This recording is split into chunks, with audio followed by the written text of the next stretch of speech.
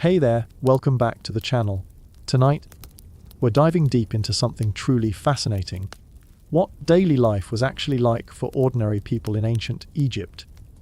Not the pharaohs, not the priests, but the regular folks just trying to make it through another day along the Nile. So before we begin, if you enjoy these deep historical dives, go ahead and hit that like button. Subscribe if you want more of this kind of content, but only if it genuinely speaks to you, and drop a comment. I'd love to know what aspects of ancient daily life intrigue you most. Now, get comfortable. Maybe grab a warm drink, dim those lights a bit. We're about to spend some time with a village scribe and his wife as they navigate everything from tax collection headaches to termite invasions, from local gossip to government summons. This isn't your typical history lesson about monuments and battles. This is about the small, human moments that made up a life 4,000 years ago. The kind of moments that feel surprisingly familiar once you strip away the centuries. Let's begin. You wake before dawn, not because you want to, but because the rooster your neighbor Kaimwaset insists on treating sunrise like a personal battlefield. He must win through sheer volume. The sound cuts through the mud brick walls of your house like a bronze knife through linen. And there's no going back to sleep once it starts. Your sleeping mat, woven from reeds that poke through the thin fabric at precisely the wrong angles, has left geometric impressions on your back that will fade by midday if you're lucky. The air is cool now, before Ra begins his daily journey across the sky, but you know that in a few hours it will press down on the Nile Valley like a giant's palm, making every breath feel like swallowing heated sand. You stretch, and something in your spine pops in a way that's either deeply satisfying or mildly concerning. At 25, you're still deciding which. Your house is small but yours, which makes it magnificent. 2 rooms, both barely larger than a nobleman's closet. But the walls are sturdy and the roof only leaks when the gods are particularly angry. The floor is packed earth, swept clean each evening, and covered with reed mats that your wife Nefret wove during the flood season when outdoor work was impossible. She's still sleeping beside you, one arm thrown over her face to block out the dim light filtering through the single window. You slide carefully from the sleeping mat, trying not to wake her, though this proves impossible, because the floor creaks under your feet like an old boat. She opens one eye, the brown iris catching the early light, and gives you the look that wives have been perfecting since Isis first married Osiris. It's a look that says she's been awake for 10 minutes, listening to you breathe and shift, and generally exist too loudly. The bread won't bake itself, she murmurs, though she makes no immediate move to rise. This is your daily dance. You pretend she needs more sleep. She pretends the household can't function without her immediate attention, and eventually, you both get up and begin another day of surviving in the shadow of the pyramids. You step outside to relieve yourself in the designated corner of the small courtyard behind your house, where a pottery jar serves purposes that don't bear detailed description. The air smells of river mud, cooking fires, and the particular scent of a community where thousands of people live close enough to hear each other's dreams. It's not unpleasant, exactly, but it's undeniably human. The village is already stirring. Smoke rises from cooking fires as families begin the daily ritual of transforming raw ingredients into something resembling food. Children's voices carry on the morning air, high and piercing, as they're assigned tasks that will theoretically keep them useful rather than destructive. You hear Amenhotep's son crying because he's been told to feed the geese. And the geese are apparently more terrifying than crocodiles. Your own day's work awaits. You're a scribe, which means you're one of the few people in the village who can read and write hieroglyphs. And this makes you both valuable and occasionally suspect. Literacy is a form of magic to most people, and magic makes them nervous. They need your skills, but they're never quite sure if you're going to use those skills to record grain shipments or cast curses on their livestock. The truth is less dramatic.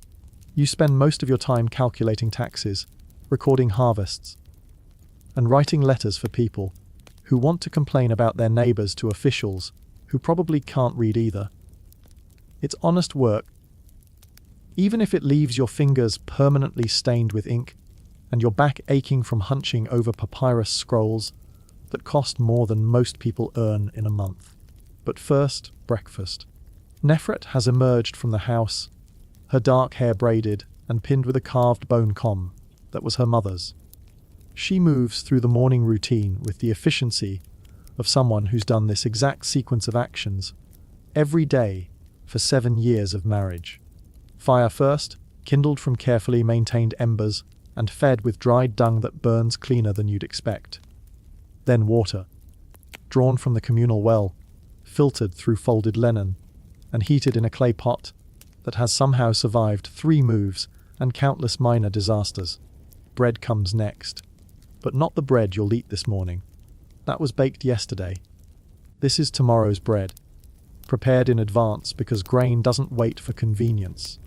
She mixes barley flour with water, salt, and a portion of yesterday's dough that serves as leaven. Her hands work the mixture with the practiced rhythm of a drummer, folding and pressing until the dough becomes smooth and elastic. You watch her work while you prepare your writing materials for the day. Reed pens need to be cut fresh regularly, their tips shaped to hold just the right amount of ink. Your palette, a rectangular piece of wood with 2 circular depressions, requires cleaning from yesterday's work.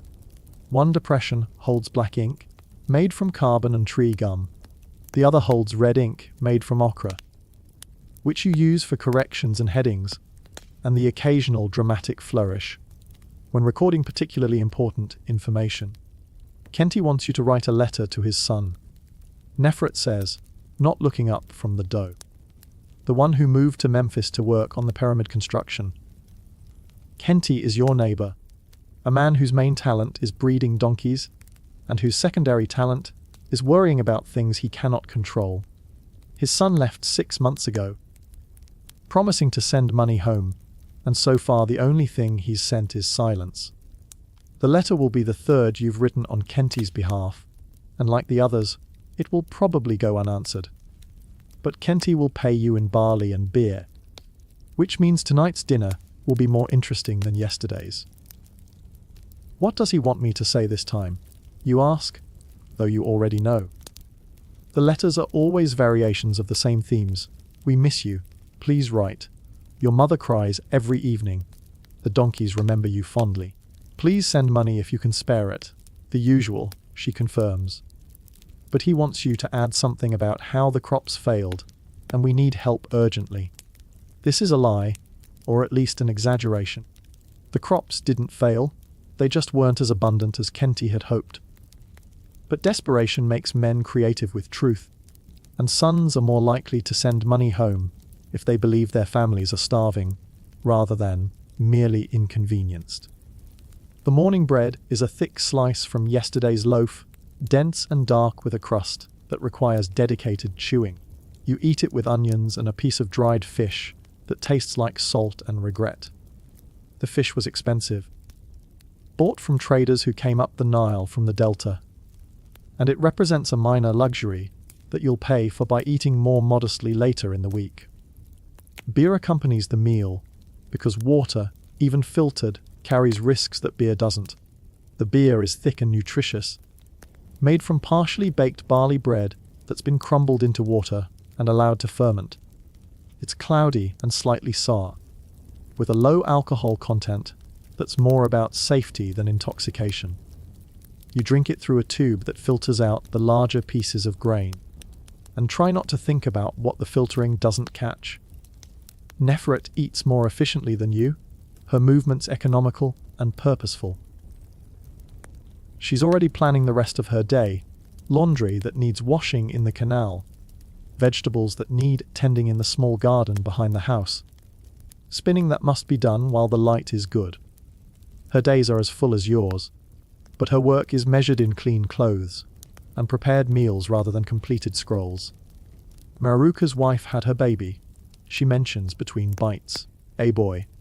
They're calling him Ptah-hotep. This is significant news. Mereruka is the village carpenter, a man whose skills are always in demand and whose income is correspondingly steady. A son means the family line continues, the business has an heir, and the gods have smiled upon their household. It also means that within a few days, you'll be asked to register the birth with the local administrator, adding another name to the scrolls that track the human contents of this small corner of the kingdom. Healthy, you ask. 10 fingers, 10 toes, lungs like a storm god, she reports. He kept the midwife awake all night, and half the neighborhood too. You remember your own son, born 2 years ago, and taken by fever before his first birthday. The grief has settled into something manageable. A dull ache rather than the sharp pain it once was, but news of other births still makes your chest tight. Nefret feels it too. You can see it in the way her hand pauses momentarily on her cup. I should take them some bread, she says finally. New mothers need to keep their strength up. This is kindness disguised as practicality, a gift presented as duty. It's how people survive in communities where everyone knows everyone else's business, and privacy is a luxury no one can afford. You help because you'll need help someday. You celebrate because celebration shared is celebration doubled. You mourn together because grief alone is unbearable. Outside, the village is fully awake now. Children run between houses on errands real and invented, their voices creating a constant background hum of chaos and energy. Mothers call after them with instructions that are ignored with impressive consistency. Fathers prepare for their own days of work, gathering tools and checking equipment with the methodical care of people who know that broken tools mean broken income. You see Cenobith, the village potter, already at his wheel, his foot working the pedal that spins clay into vessels useful and beautiful. His hands shape the turning clay with movements, so practiced they seem automatic, but his eyes are focused and alert. A moment's inattention can ruin hours of work, turning a perfect pot into expensive mud. Beside his workshop, his wife Cutty tends the kilns, where yesterday's pottery waits to be fired. The timing must be precise, too hot, and the vessels crack. Too cool and they remain weak and porous. She feeds the fires with careful attention, maintaining temperatures that could turn sand into glass if she chose to push them higher. Their daughter, barely old enough to be trusted with breakable objects, sorts shards of broken pottery that will be ground into temper for new clay. Nothing is wasted in a world where resources are precious and replacement materials require either money or travel to obtain. Broken pots become ingredients for new pots, worn-out clothing becomes rags for cleaning, and bones from dinner become tools or decorations or children's toys. You walk toward the small building that serves as your workplace. A single room with good light and shelves for storing papyrus scrolls and writing materials. The building belongs to Ramos, the village administrator, who pays you a small salary to handle the paperwork that keeps local government functioning. It's not exciting work, but it's steady. And in a world where famine can arrive with a failed flood, and plague can empty villages in weeks, steady work is a form of wealth. The morning light streams through the single window at an angle that won't last long. In an hour, it will shift. And you'll need to reposition your writing surface to catch the best illumination. By midday, the light will be too harsh and bright, forcing you to work in shadows or wait for the afternoon sun to become more cooperative. Your first task is updating the village census, a document that tracks births, deaths, and changes in household composition.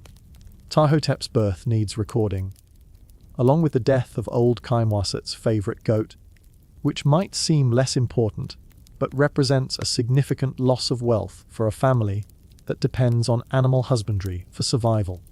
The census serves multiple purposes, most of them related to taxation.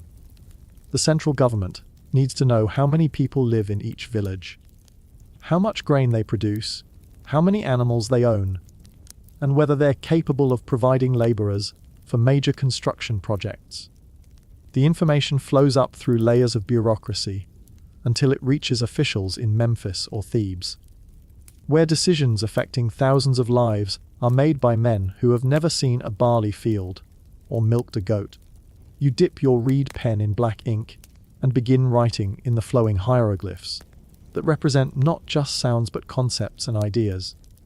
Each character requires multiple strokes, and errors are difficult to correct on papyrus that costs more than most families spend on food in a week.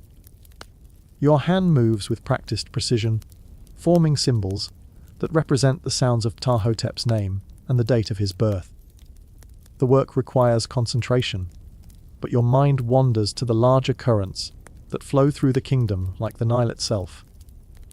Word has come from the north that the king is planning another expansion of his pyramid complex, which means conscription of workers from villages throughout the kingdom.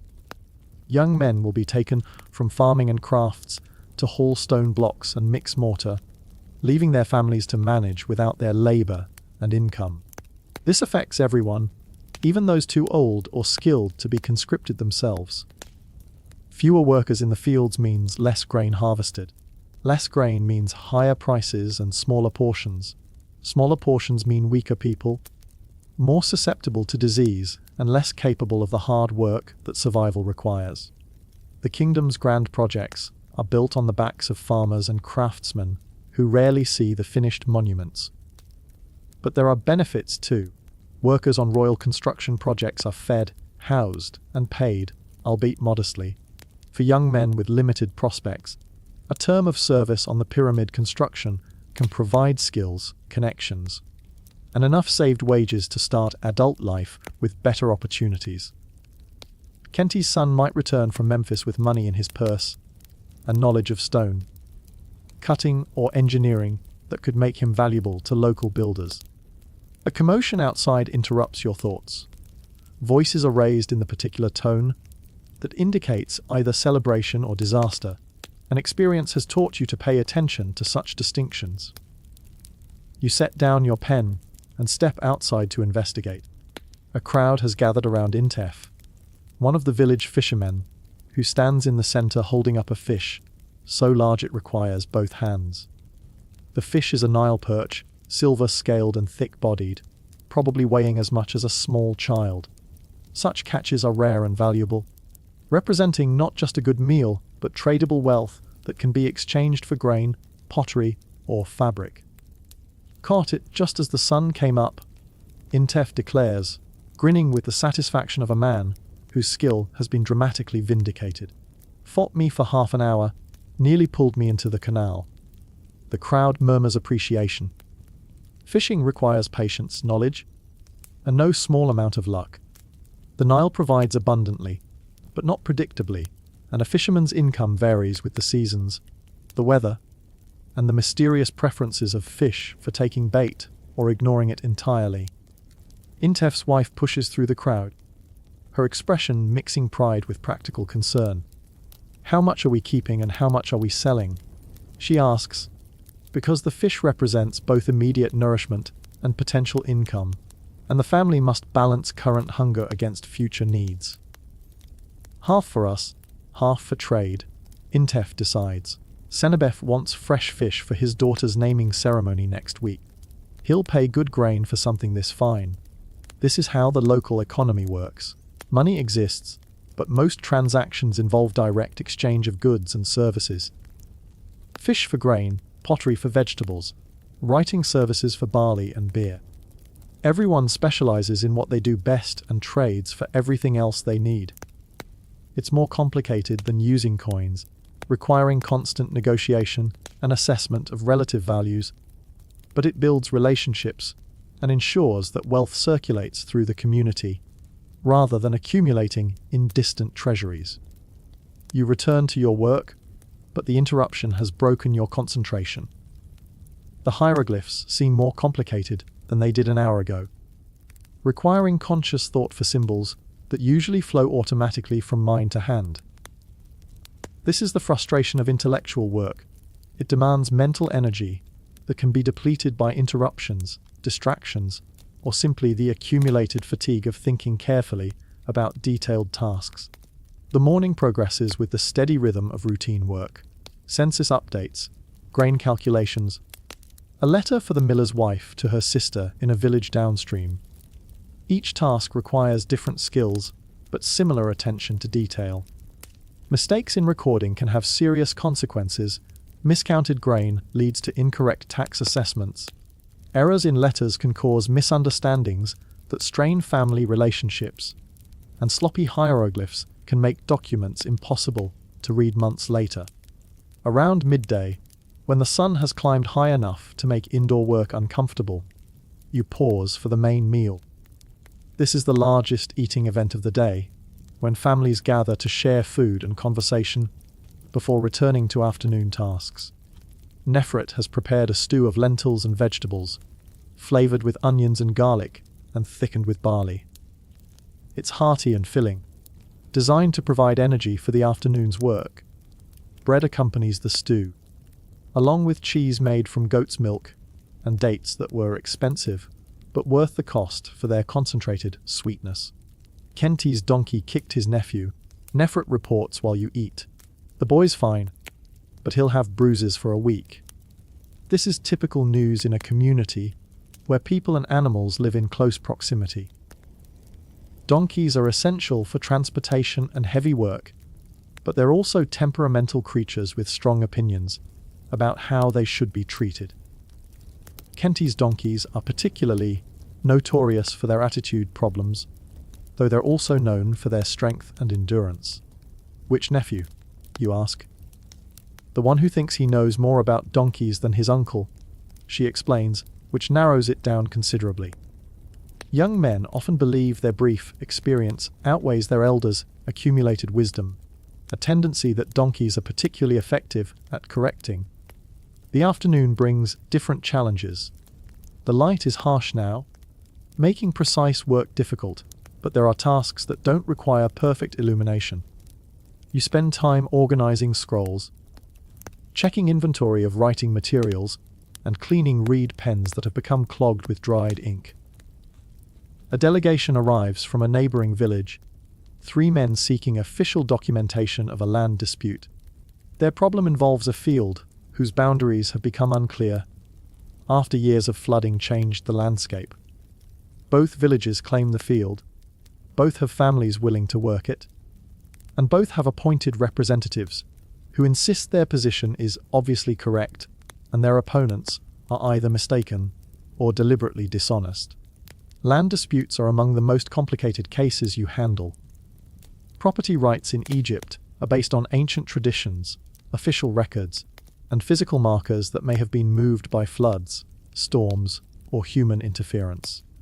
Resolving such disputes requires careful examination of written records, testimony from elderly witnesses who remember old boundary markers, and sometimes physical inspection of the disputed territory. Show me your documentation, you request, knowing that at least one party will have incomplete or questionable papers. Property records are kept by village scribes like yourself, but floods, fires, and simple human carelessness mean that crucial documents sometimes disappear when they're most needed. The first village's representative produces a papyrus scroll that's clearly old, with writing that's faded but still legible.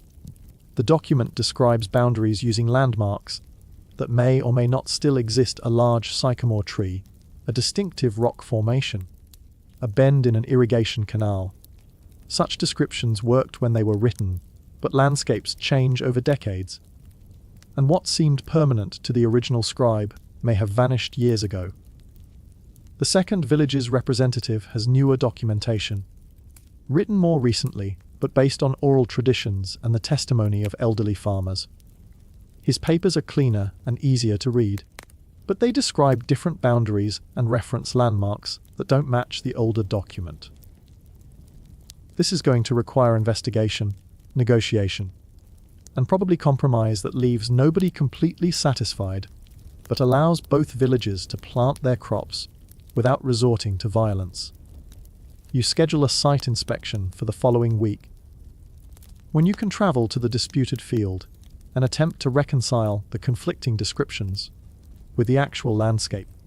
Such disputes arise regularly in a society where most people can't read and written records are expensive to maintain.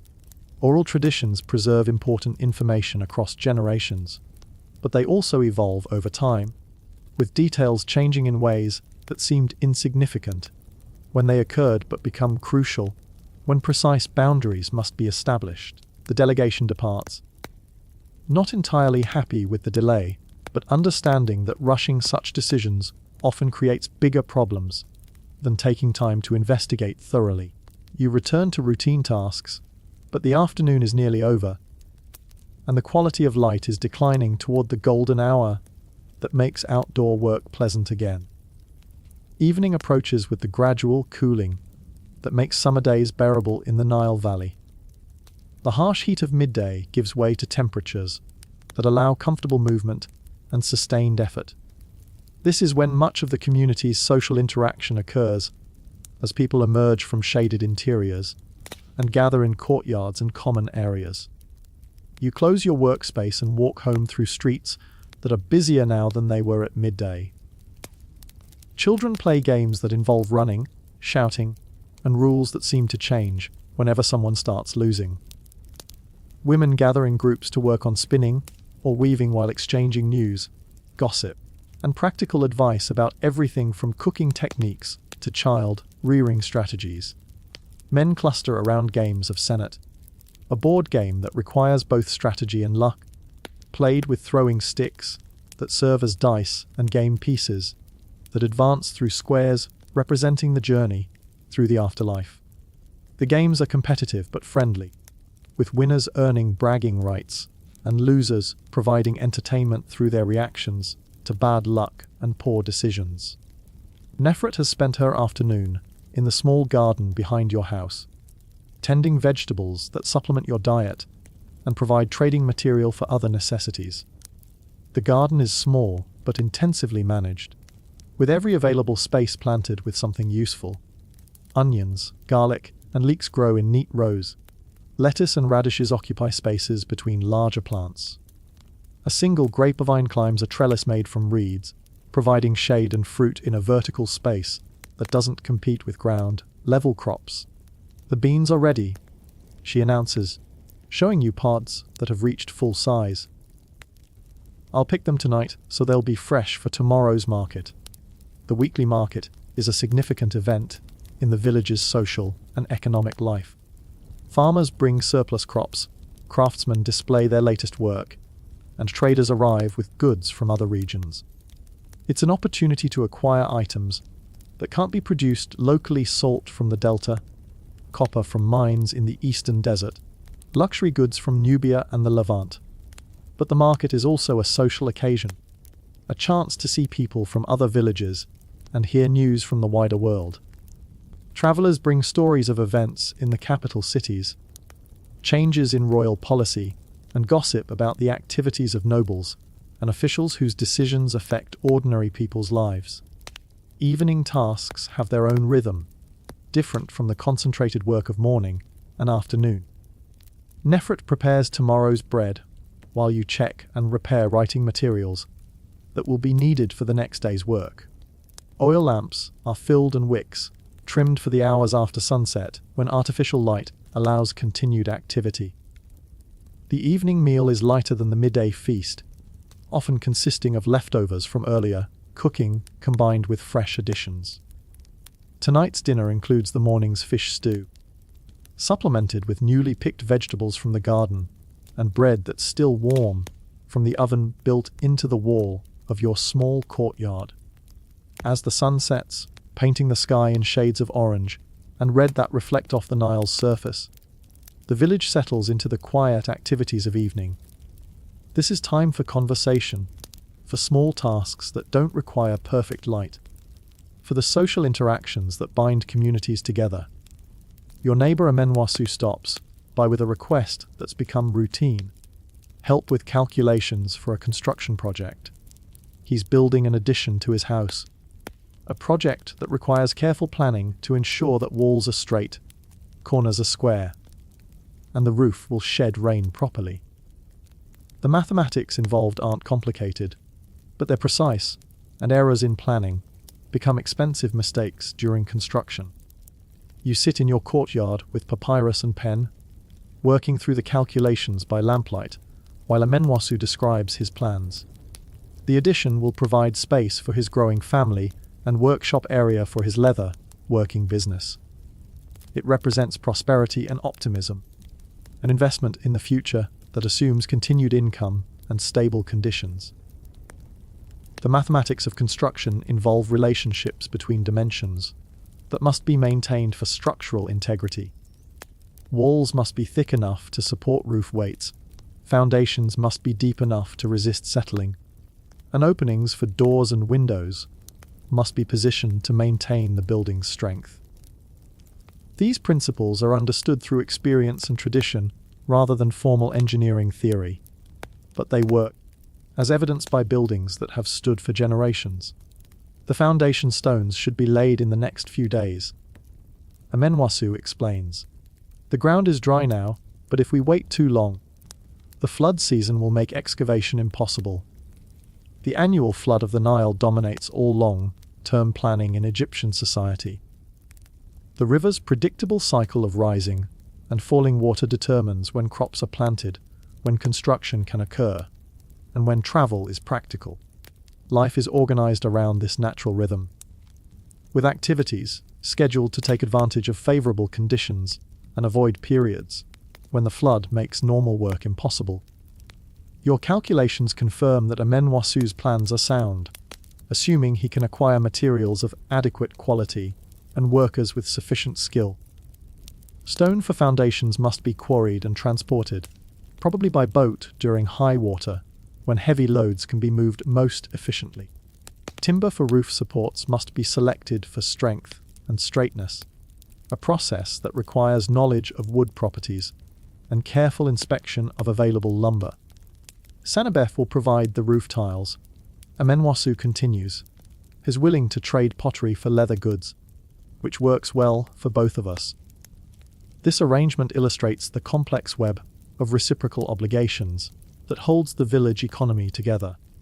Sanabef needs leather goods for his family and pottery business.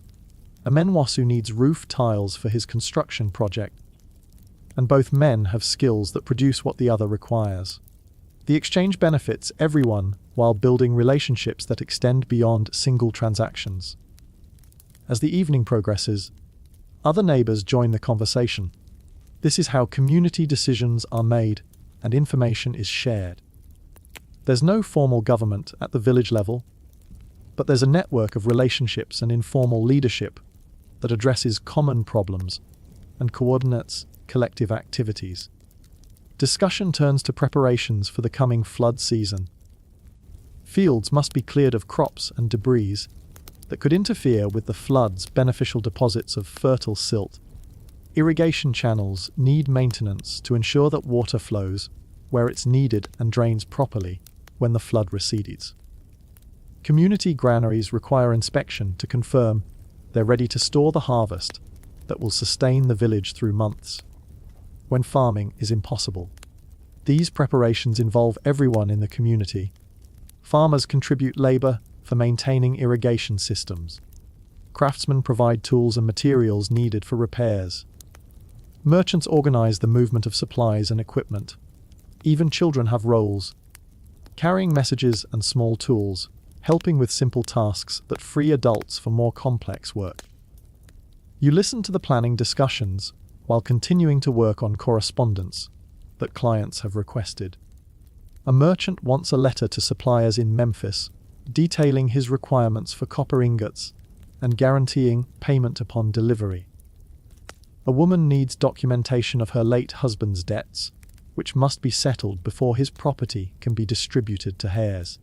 Each task requires careful attention to legal and practical details that could cause serious problems if handled incorrectly. Letter writing is more complex than it might appear. Egyptian society operates through networks of personal relationships and mutual obligations that must be acknowledged in formal correspondence. A letter requesting business cooperation must reference shared acquaintances, demonstrate respect for the recipient's status, and present requests in ways that allow face saving refusal if agreement isn't possible. The copper merchant's letter, for example, begins with elaborate greetings that establish his respectability and good intentions. It mentions mutual acquaintances who can vouch for his reliability, references successful past transactions that demonstrate his ability to pay for goods, and describes his current requirements in terms that emphasize the mutual benefits of cooperation rather than his urgent need for materials. Such formalities might seem excessive, but they serve important functions in a society where business relationships are built on trust and personal reputation rather than impersonal contracts enforced by distant authorities.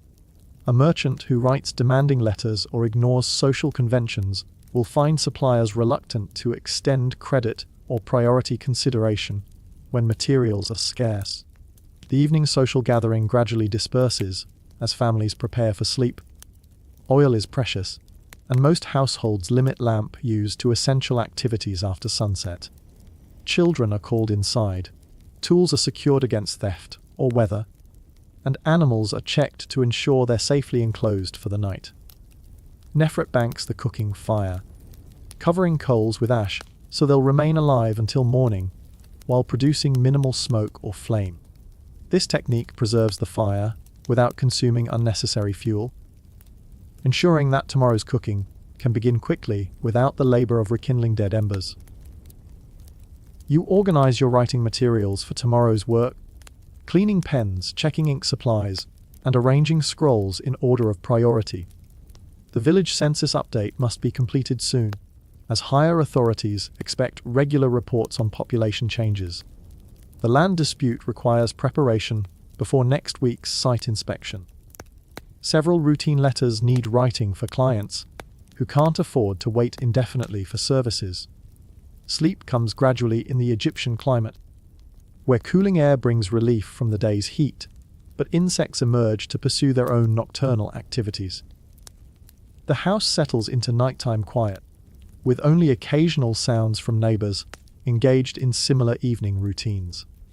Your sleep is interrupted, once by shouting from across the village, but the voices fade quickly and don't seem to indicate serious trouble. Night disturbances are common in communities where people live closely together and privacy is limited. Domestic arguments, crying children, and animals escaping their enclosures create occasional noise that residents learn to ignore unless it clearly indicates danger, requiring community response. The second day begins much like the first, with the neighbor's rooster providing unwelcome dawn entertainment. But this morning brings a message that will complicate your routine. A summons to appear before the regional administrator to discuss tax collection irregularities that supposedly occurred during the previous harvest season. Such summons are never good news. They suggest either errors in your record, keeping, or suspicions about your honesty, both of which can have serious consequences for a scribe whose reputation determines his ability to earn a living. You'll need to gather documentation supporting your calculations and prepare explanations for any discrepancies between your records and those maintained by higher authorities. The preparation requires most of the morning as you review scroll after scroll, checking calculations and looking for mistakes that might explain the administrator's concerns. Numbers that seemed straightforward when you recorded them now require careful reconsideration. Did you correctly calculate the tax assessment on Kenti's donkey herd? Were the grain measurements accurate when farmers reported their harvests? Have any documents been damaged or altered since you wrote them? Such reviews reveal how much complexity underlies apparently simple transactions.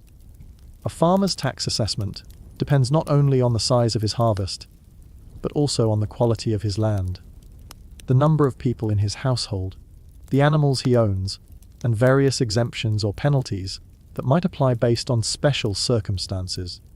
Each variable requires documentation and calculation, creating multiple opportunities for errors or misunderstandings.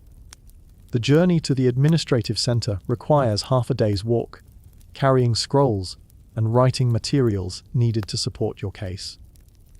The timing is unfortunate, as it removes you from the village during busy preparation for the weekly market. Clients expecting completed work will have to wait, potentially causing them inconvenience that reflects poorly on your reliability. But government summons cannot be ignored or postponed. The administrative system that governs Egypt operates through layers of officials who derive their authority from the king and expect immediate compliance with their instructions. Failure to appear when summoned, or inadequate explanation of suspected irregularities, can result in penalties ranging from fines to loss of position to criminal prosecution. The walk follows irrigation canals and field boundaries, passing through landscape that changes gradually with the seasons and floods. Fields that were planted with barley during the growing season now show stubble from harvested crops, while areas closer to the river reveal the rich black soil deposited by previous floods. Palm trees provide occasional shade, their dates ripening in clusters that represent concentrated nutrition and tradable wealth. Other travelers use the same routes, farmers taking produce to markets, craftsmen seeking materials or customers, officials conducting business between administrative centers. The roads are informal tracks rather than engineered construction, following routes established by generations of use rather than systematic planning. Conversation with fellow travelers provides news and gossip from other communities. Crop yields have been generally good this season, though some villages experience problems with insects or plant diseases. Construction of the king's new monument continues to require workers from throughout the region, creating labor shortages that affect harvest schedules and local projects. Trade news indicates that copper supplies from the eastern mines have been disrupted by tribal conflicts, making metal tools and decorative items more expensive.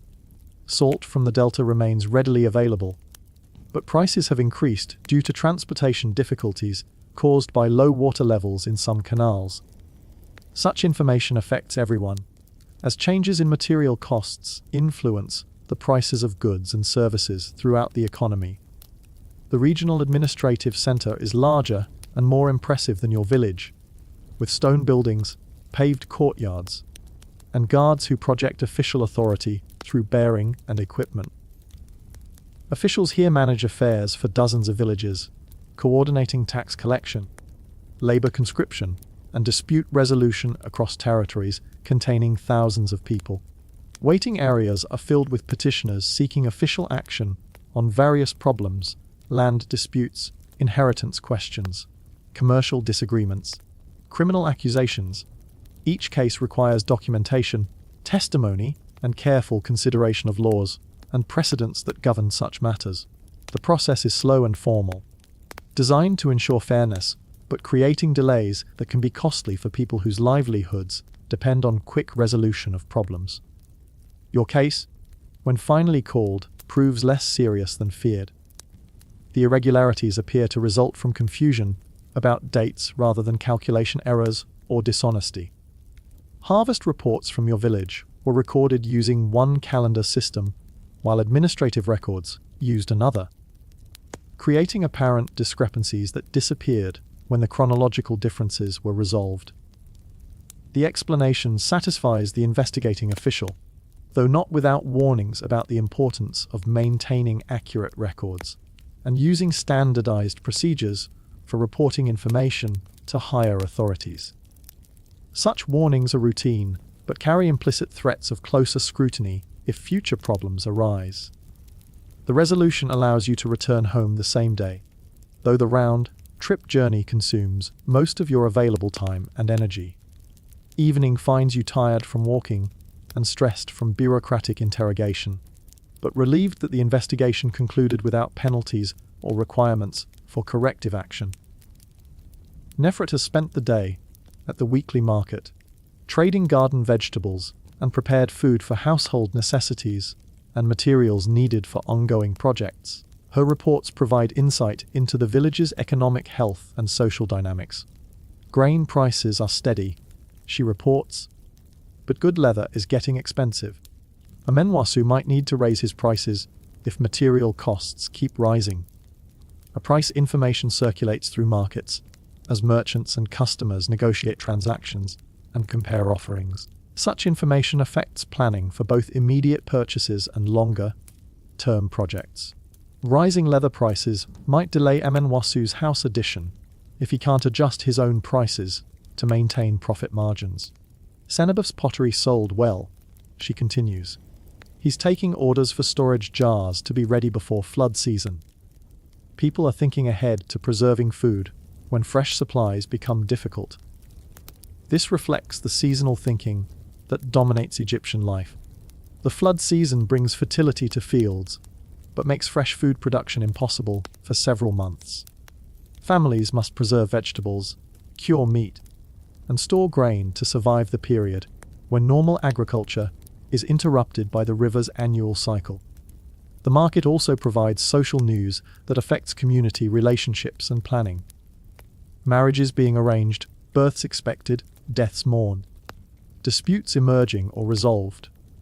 Such information helps individuals understand their place in the network of relationships that defines village society. Kenti's nephew is getting married, Nefret reports.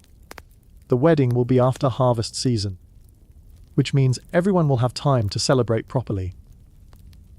Wedding celebrations require community participation and resources that are easier to provide when agricultural work is complete and food supplies are secure.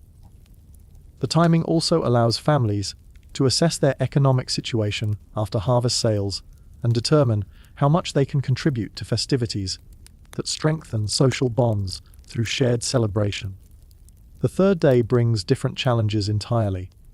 You wake to find that your reed pen supply has been contaminated by moisture that somehow entered your storage container during the night. The pens are soggy and useless. Their carefully shaped tips reduced to fuzzy masses that would spread ink in unpredictable ways, rather than forming precise hieroglyphic characters. This disaster requires immediate attention, as you have important work scheduled that cannot wait for replacement materials to be acquired through normal channels. Reed pens must be cut from specific types of marsh plants, shaped with particular tools, and tested for proper ink flow before they can be considered ready for professional use. The nearest source of suitable reeds is a marsh area about an hour's walk from the village, where different varieties of water plants grow in abundance. The expedition requires careful timing to avoid the hottest part of the day, while ensuring adequate light for selecting plants with the right characteristics for pen making. You gather the tools needed for reed cutting: a sharp bronze knife for harvesting plants, a smaller blade for detailed shaping work, and a leather pouch for carrying selected materials. The bronze is valuable and requires careful maintenance to prevent corrosion that would make the blades useless for precise work. The walk to the marsh follows paths that are familiar but change subtly with seasons and weather. Recent rains have made some sections muddy and difficult to navigate, while other areas show the effects of grazing animals that have trampled vegetation and left tracks in soft ground. Marsh environments support their own ecosystems of plants, animals, and insects that differ dramatically from the agricultural landscape surrounding your village. Water birds feed on fish and aquatic plants, creating constant activity and noise that contrasts with the quieter rhythms of farming communities. Frogs provide a chorus that intensifies as evening approaches, and dragonflies hunt smaller insects with aerial precision that's fascinating to watch when you have time for such observations. Reed selection requires knowledge gained through experience rather than formal instruction. The best pen reeds grow in specific conditions: enough water to keep them straight and flexible, enough sun to make them strong, protection from winds that might cause them to develop irregular grain patterns. Plants that look identical to untrained eyes can have dramatically different properties when processed into writing instruments. You cut more reeds than immediately needed. Knowing that processing always involves waste, and that having extra materials available prevents future emergencies, the cutting must be done cleanly, with cuts angled to prevent water from entering the hollow stems and causing rot during storage. The return journey provides opportunities for observation that working at a desk doesn't allow. Agricultural activities are visible across the landscape as farmers prepare fields for the next planting season. Some areas show the geometric patterns of irrigation channels being cleaned and repaired.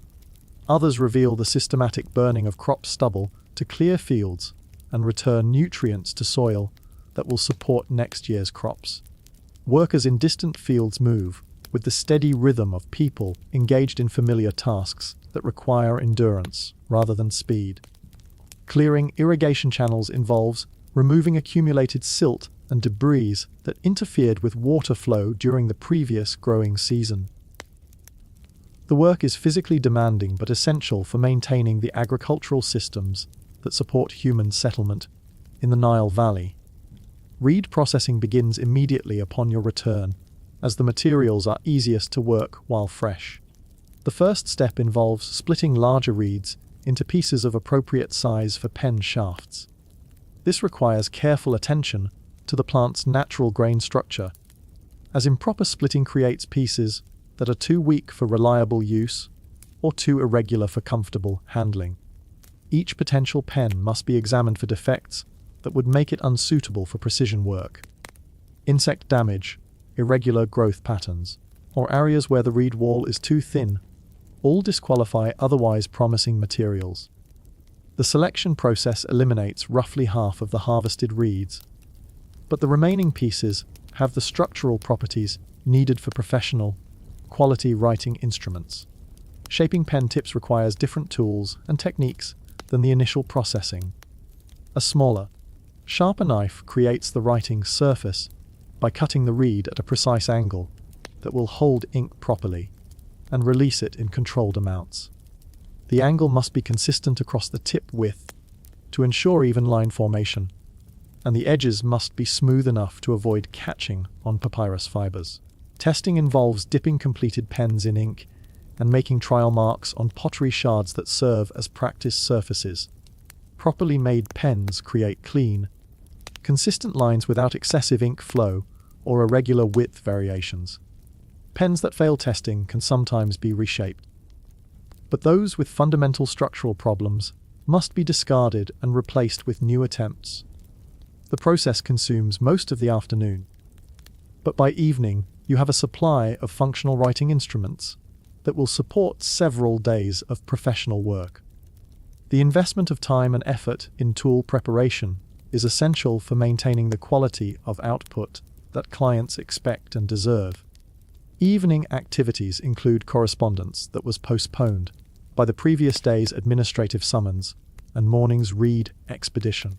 A merchant needs documentation of cargo manifests for a shipment going downstream to Memphis. The paperwork must be precise, as errors could result in taxation problems or delays that make perishable goods unsaleable.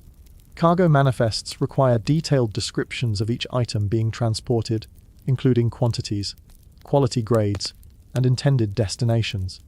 Such documentation serves multiple purposes. It provides customs officials with information needed for tax assessment, helps merchants track valuable shipments, and creates legal records that can resolve disputes if problems arise during transport.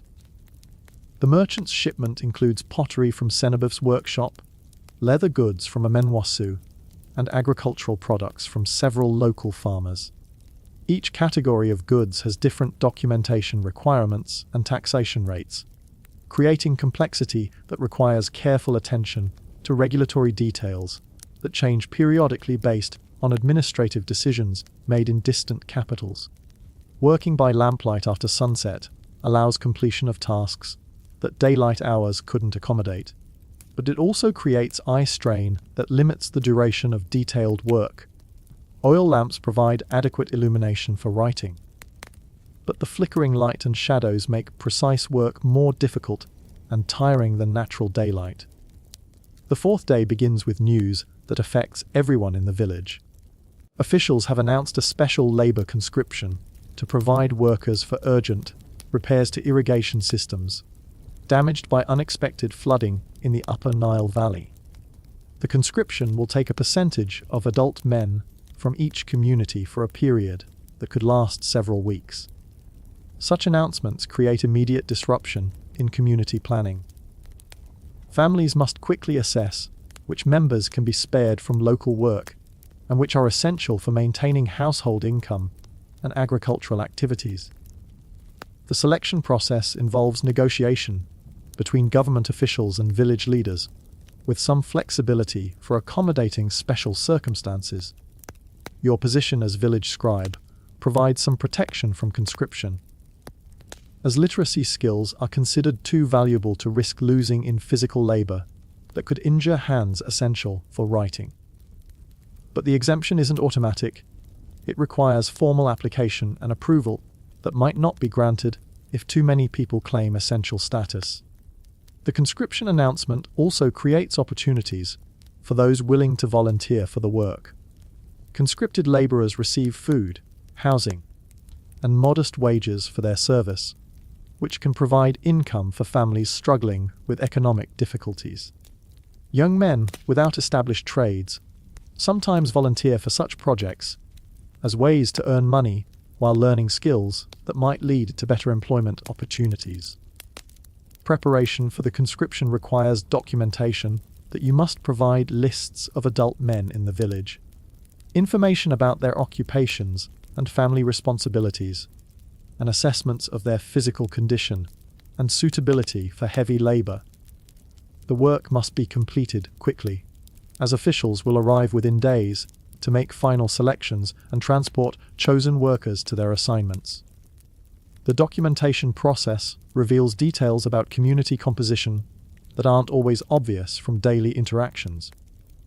Some families have more adult men than they need for their economic activities and can spare members for government service without serious hardship.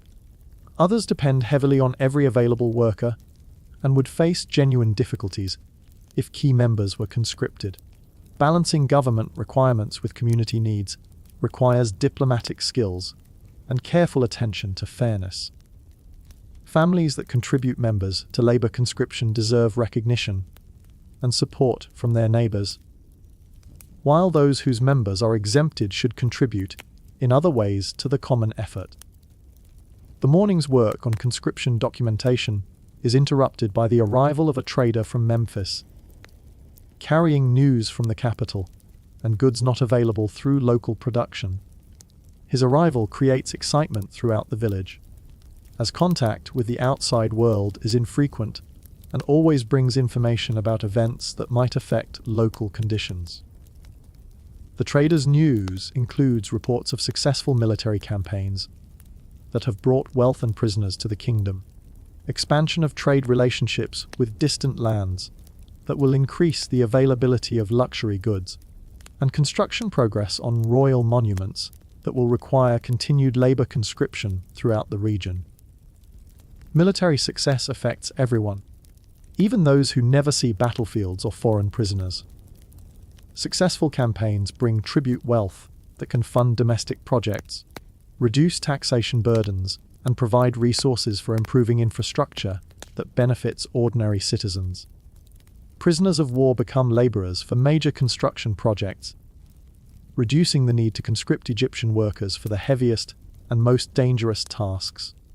Trade expansion creates new opportunities for local producers who can meet the quality standards required for export markets.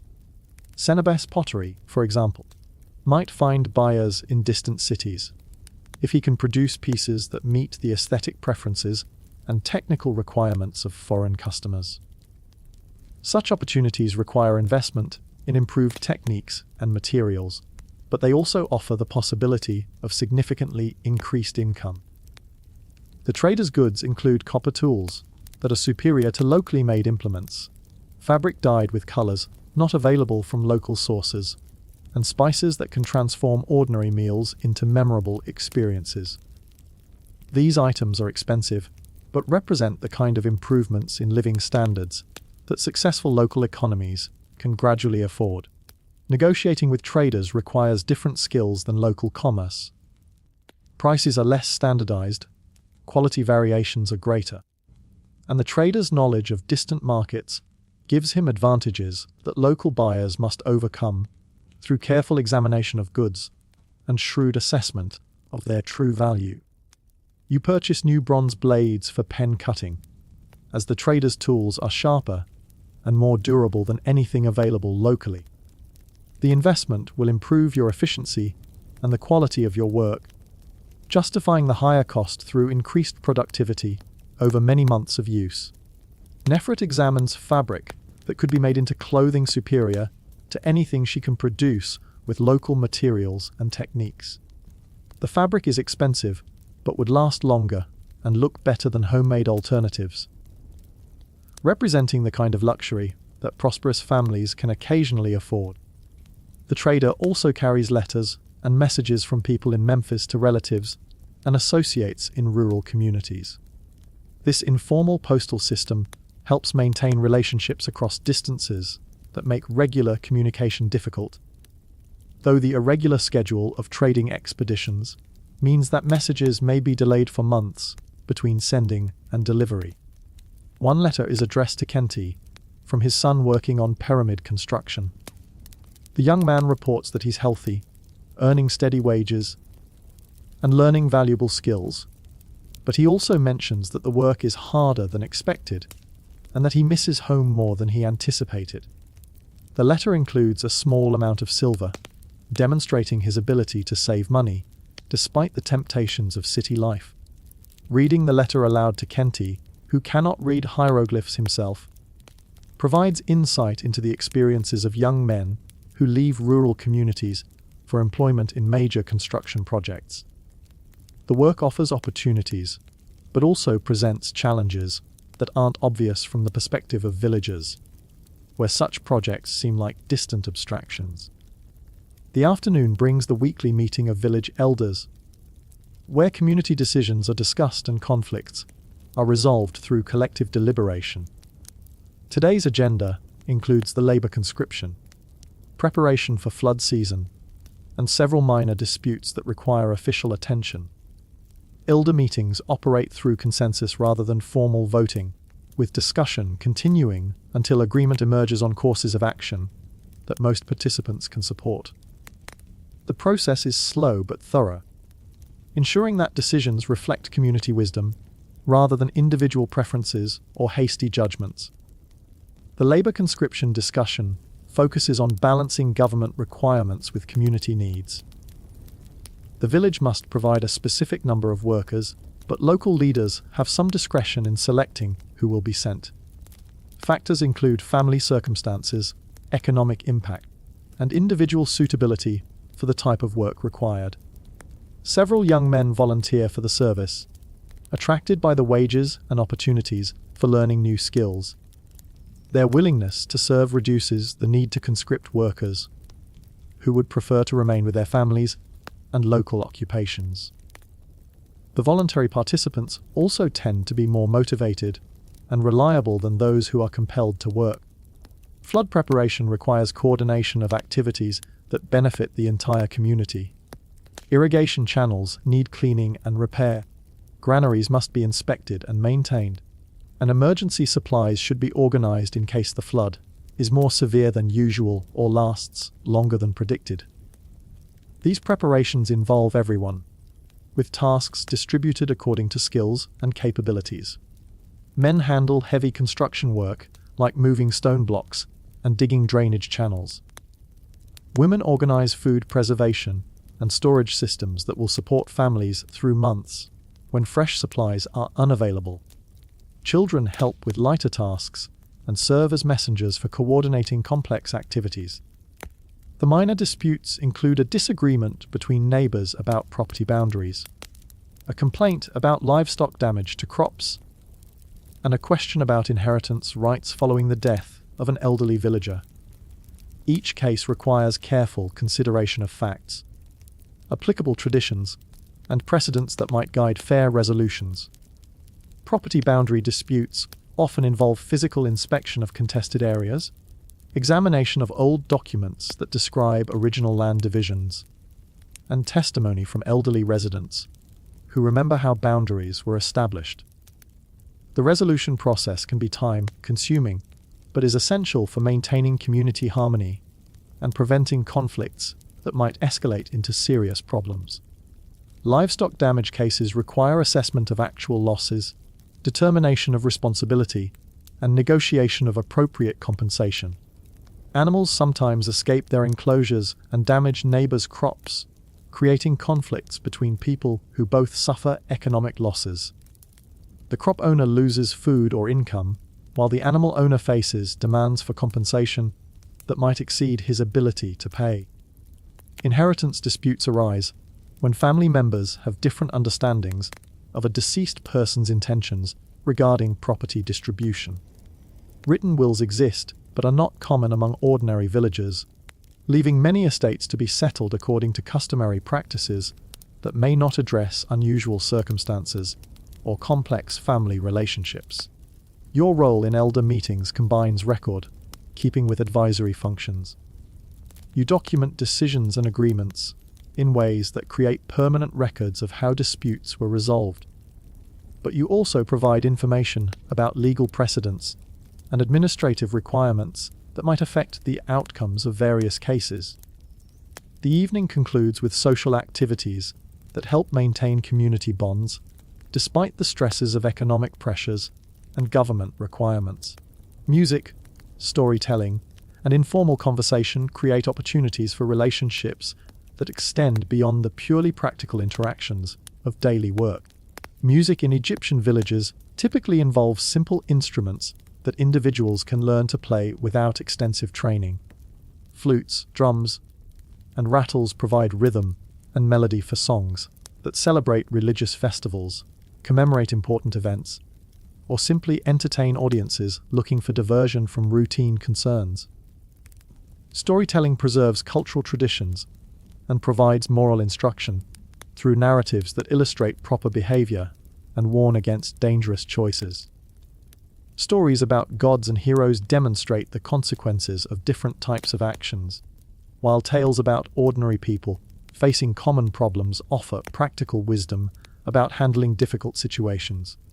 The fifth day brings unexpected complications when you discover that termites have damaged some of your stored papyrus scrolls, creating holes and weakened areas that make the documents difficult to read and impossible to repair.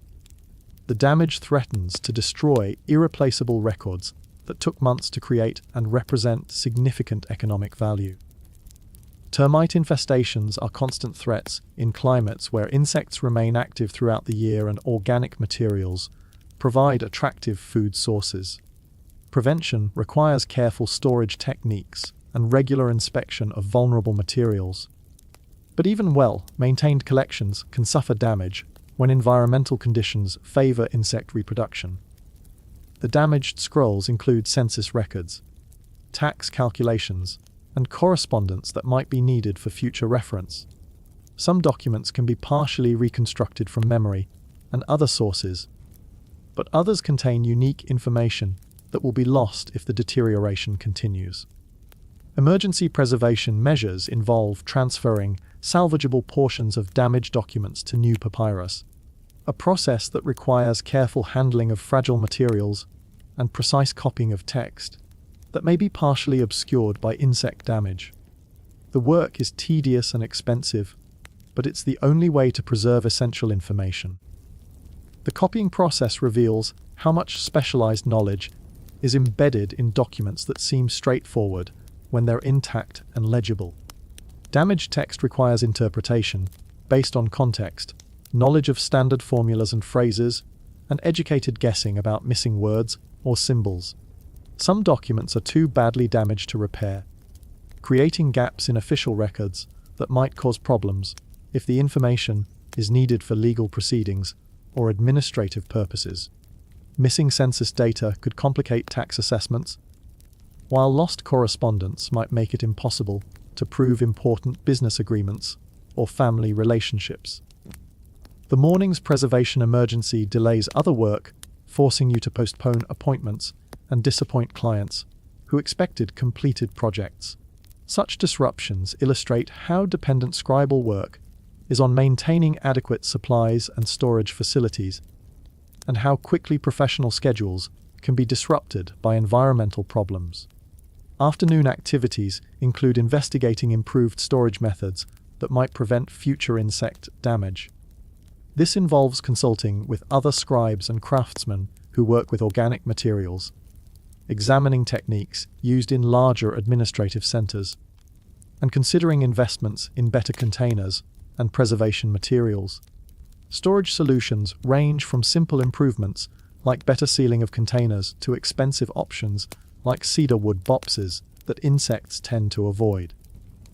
The choice depends on balancing costs against the value of materials being protected and the likelihood that improved storage will actually prevent future problems.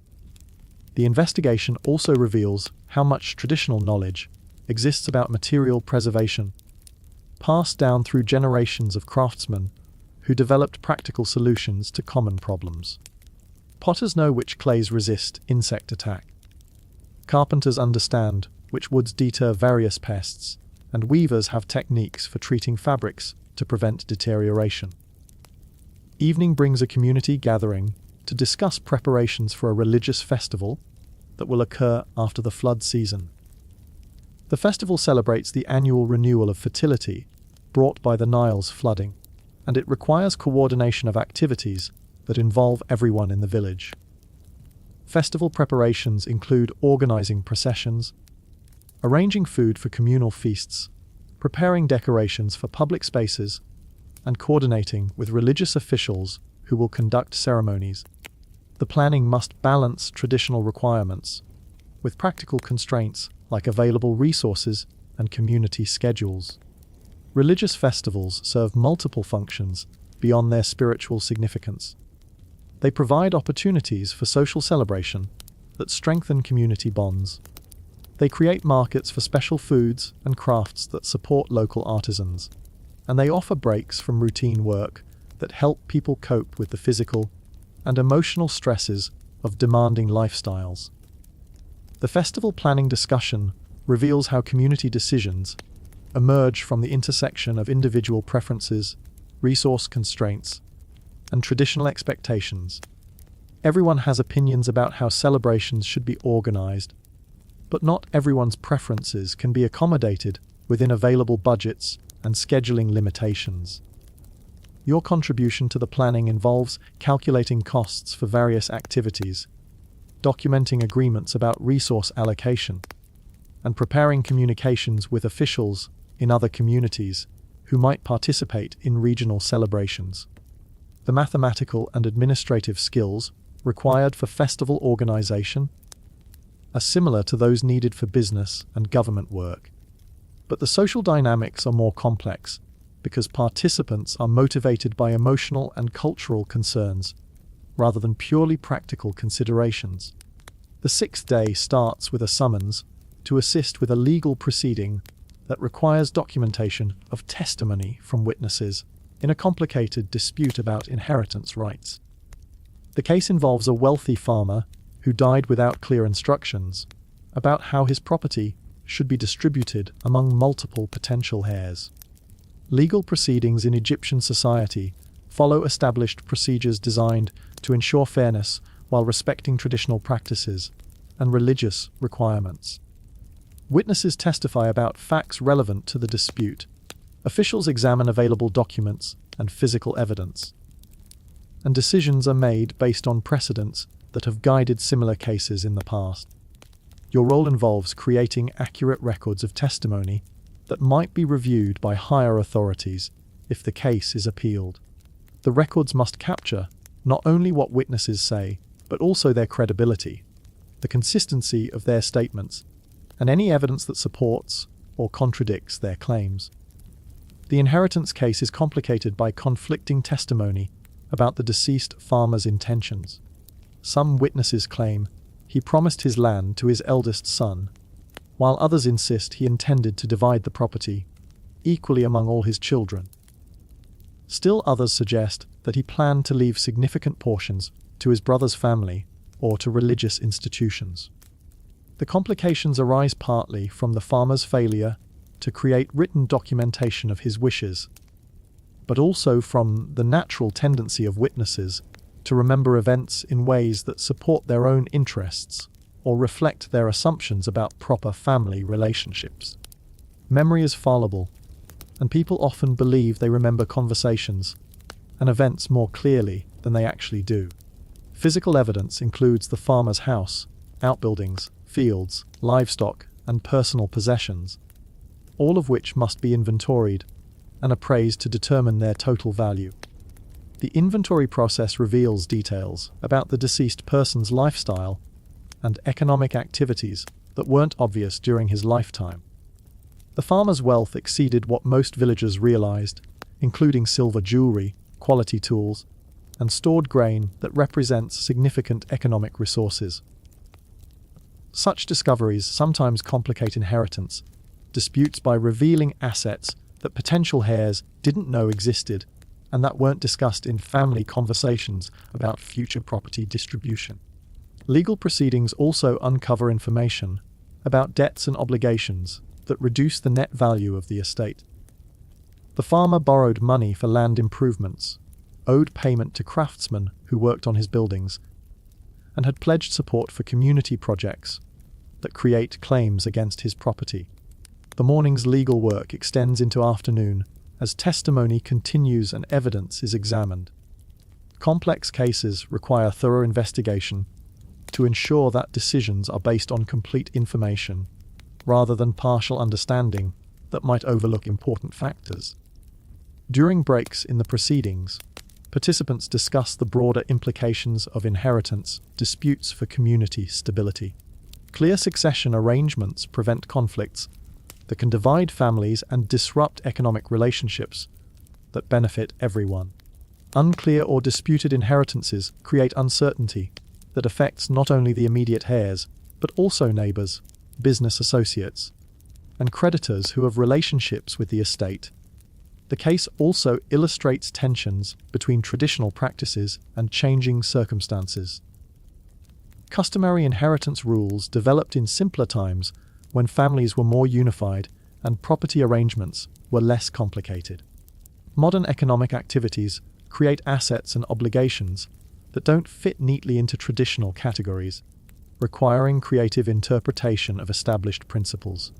Evening brings resolution of the inheritance dispute through a compromise that gives the eldest son primary control of land and buildings while providing monetary compensation to other family members from the sale of livestock and stored crops.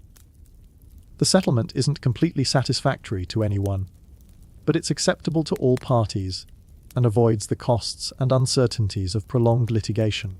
The resolution process demonstrates how legal systems function in societies where formal courts exist, but community harmony is also highly valued. Disputes are resolved through procedures that emphasize fairness and precedent while also seeking outcomes that allow all parties to maintain dignity and continue functioning as community members. Your documentation of the proceedings creates a permanent record that might guide future inheritance disputes involving similar circumstances. The precedent established by this case will influence how comparable situations are handled, contributing to the gradual evolution of legal practices that adapt traditional principles to changing social and economic conditions. The seventh day begins with the arrival of officials conducting the labor conscription that was announced earlier in the week. Their arrival creates a mixture of anticipation and anxiety as families prepare to say goodbye to members who will be taken for government service. The conscription process involves final medical examinations to ensure that selected workers are physically capable of the demanding labor they'll be required to perform. Officials also verify documentation about family circumstances and essential occupations that might justify exemptions from service. Several young men from your village are selected for conscription, including 2 who volunteered and 1 who was chosen despite his preference to remain home. The selection process attempts to balance government needs with community impact, but it inevitably creates hardships for some families while providing opportunities for others. Departure preparations include gathering personal belongings for extended absence, arranging for continued support of family members who will remain in the village, and completing urgent work projects that can't wait for the workers' eventual return. You assist with documentation that conscripted workers will carry to prove their official status and entitle them to government provided food, housing. The documents also serve as identification that will help families locate missing members if communication is interrupted during the work period.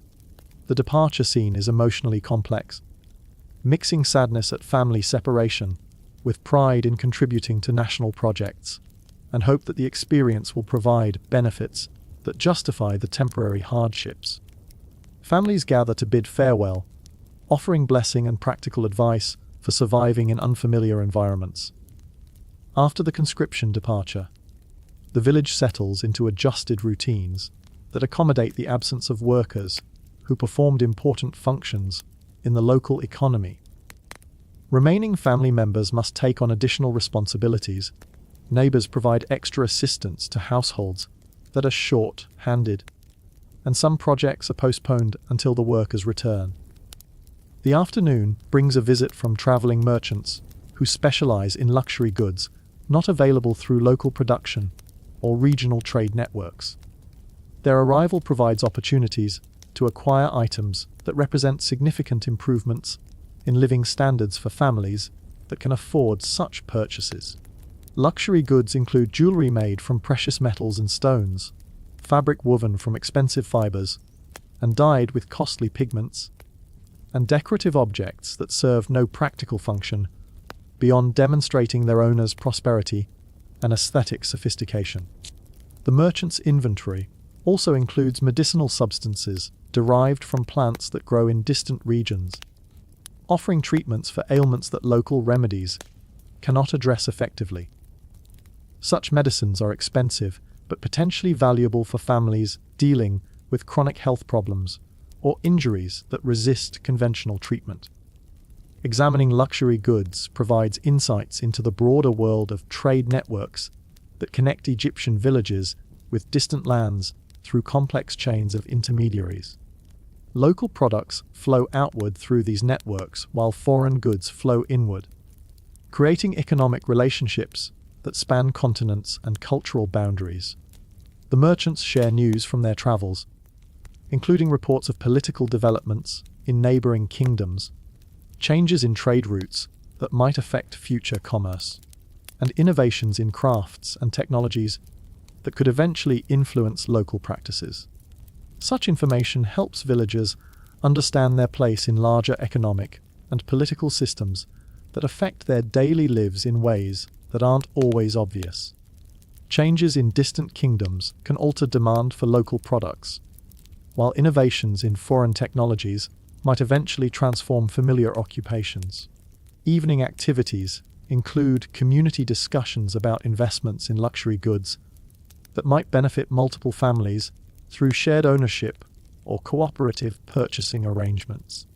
Expensive items that aren't frequently used can be more affordable when costs are distributed among several households. The eighth and final day in this week, long glimpse into ancient Egyptian life, begins with news that the annual flood has begun in the upper reaches of the Nile, meaning that rising water will reach your region within a few weeks. This news triggers immediate acceleration of flood preparation activities that must be completed before the water arrives. Flood preparation involves both practical measures to protect property and planning for the months when normal agricultural activities will be impossible. Fields must be cleared of remaining crops, tools and equipment must be moved to safe storage, and food supplies must be organized to sustain families through the period when fresh production is interrupted. The flood also brings opportunities as well as challenges. Rising water facilitates transportation of heavy goods that are difficult to move overland, creates favorable conditions for certain types of fishing, and deposits fertile silt that will support next year's crops. Communities that prepare properly can benefit from these opportunities, while minimizing the disruptions caused by changing water levels. Your final morning of routine work includes completing documentation for clients who need official papers before the flood season makes travel and communication difficult. Legal documents, business agreements, and government reports must be finished quickly to avoid delays that could create serious problems for people who depend on your services. The morning's work also includes organizing your own materials and workspace to survive several months of high humidity and possible flooding. Important documents must be moved to secure storage, writing materials must be protected against moisture damage, and equipment must be prepared for extended periods when normal use might not be possible. As the week concludes, you reflect on the complexity and interdependence of daily life in ancient Egypt, where individual survival depends on community cooperation, local prosperity depends on regional stability, and everyone's future depends on the predictable, yet challenging cycle of the great river that makes civilization possible in the desert. The rhythm of days, each different yet similar, each challenging yet manageable, continues as it has for generations before, and will for generations to come, as long as the Nile rises and falls, as long as people plant and harvest, as long as communities find ways to balance individual needs with collective responsibilities, in the shadow of the pyramids, and in the light of the eternal sun, God Rai.